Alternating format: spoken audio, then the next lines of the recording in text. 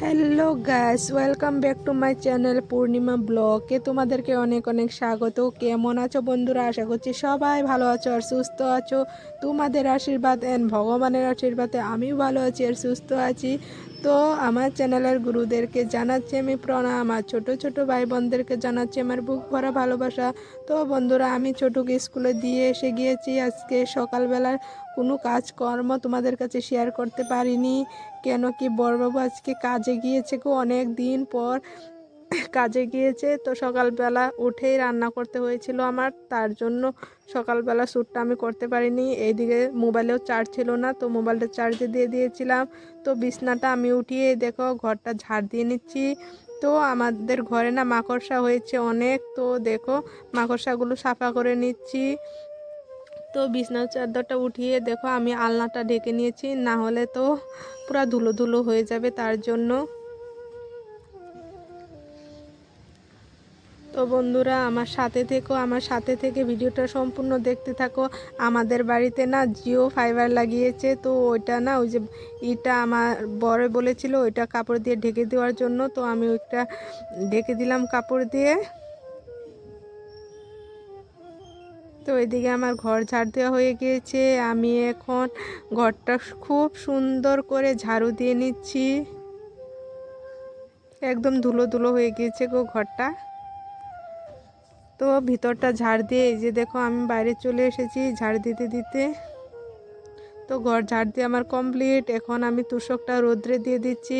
এমনিতেও আমার পায়ে একটা বেমার আছে, তোমরা যারা আগে আমার ভিডিওগুলো দেখতে তারা তো নিশ্চয়ই জানোই। তো আমি হাঁটতেই পারছিলাম না, তো অনেক কষ্ট করে তুষকটা নিয়ে এসেছি। তো জানোই তো তুষক কত ওজন থাকে, তাই না বলো? তো কষ্ট করে এনে এই যে দেখো এখানে মেলে দিয়েছি।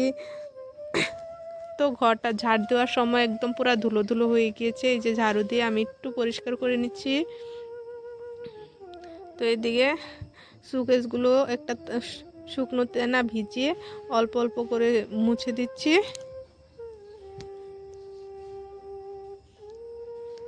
তো বন্ধুরা, সুকেস মুছা আমার হয়ে গিয়েছে, এখন আমি ঘরটা মুছে নিব।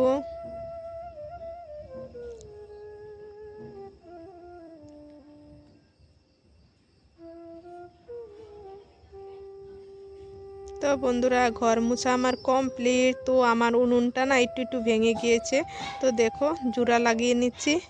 সকালে আজকে উনুনে রান্না করেছিলাম, তো উনুনে না একটু একটু আগুন আছে, ওই যে দেখো ধোঁয়া বেরোচ্ছে কিন্তু। তো উনুনের পাটটা ভালো করে লেপেও নিব উনুনটা ঠিক করে।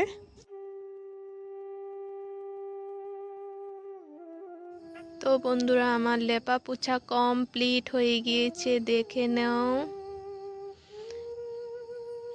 তো এখন চলে এসেছি দেখো রান্নাঘরে আবারই। তো আমার ভাত হয়ে গিয়েছে, ভাতটা নামিয়ে নিব, মাঠটা কেচে নিব। তো আজকে বাল্টিং আনিনি গো, বাল্টিংটা আনলে সুবিধা হয় মার কাছতে। তো বাল্টিং ভরা জল রয়েছে, তার জন্য বাল্টিংটা আনা হয়নি। তো এইভাবে মাঠটা কেচে নিচ্ছি। তো বন্ধুরা, আজকে আমি রান্না করব ডাল, আলু ভাজি, পাঁপড় ভাজা। তো এইসবই রান্না করব, একটু একটু রান্না করছি গো আজকে। আজকে না আমাদের বাড়ির সামনে রিসেপশনের নিমন্ত্রণ আছে, সেইখানে যাব। মা ছেলে ওইখানে যাব। আবার বরবাবু চলে গিয়েছে একবেলা কাজ করে এসে, তারপরে গিয়েছে ক্যাটারিং করতে, 3টার সময় চলে গিয়েছে। তো বন্ধুরা দেখো, আমার ভাতটা নামিয়ে এখন আমি ডালটা বসিয়ে দিচ্ছি। আজকে ডাল একবার সম্বাস দিয়ে বসিয়ে দিব দেখো। তো পেস্ট জিরে দিয়ে অল্প ভেজে এখন ডালটাও ভেজে নিব সুন্দর করে, তারপরে দিয়ে দিব জল। তো এভাবে রান্না করলে না খুব তাড়াতাড়ি ডাল হয়ে যায় গো, খেতেও টেস্টি লাগে। তো ডালে জল দিয়ে ঢেকে দিব। হ্যালো বন্ধুরা, আমি চলে এসেছি দেখো মামিদের বাড়িতে এসেছি জলপাই খুঁজতে। আছে কি নাই জানি না গো। তো বন্ধুরা দেখো কত বড় জলপাই গাছ, জলপাই কিন্তু পড়েই নি গো, এই যে পেয়েছি 4টা। তো বন্ধুরা, জঙ্গল থেকে কুড়িয়ে নিয়ে আসলাম জলপাই কয়েকটা, হয়ে যাবে গো আমাদের 3জনের জন্য যথেষ্ট। চলে যাচ্ছি এখন আমি বাড়িতে।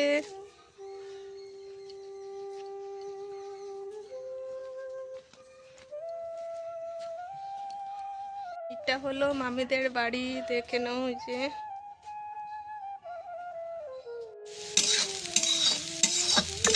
তো বন্ধুরা, আমার ডাল হয়ে গিয়েছে। এখন আমি আলু ভাজাটা বসিয়েছিলাম, তো আলু ভাজাও হয়ে গেছে। দেখো আলু ভাজাটা নামিয়ে নিব। ওই যে দেখো ভাত। তো আজকে আমি ডালটা বলেছিলাম না একটু করে বানিয়েছি, দেখো কি শুকনো শুকনো করে বানিয়েছিলাম। ডাল বসিয়ে চলে গিয়েছিলাম গো জলপাই আনতে, তার জন্য ডালটা শুকিয়ে গিয়েছে।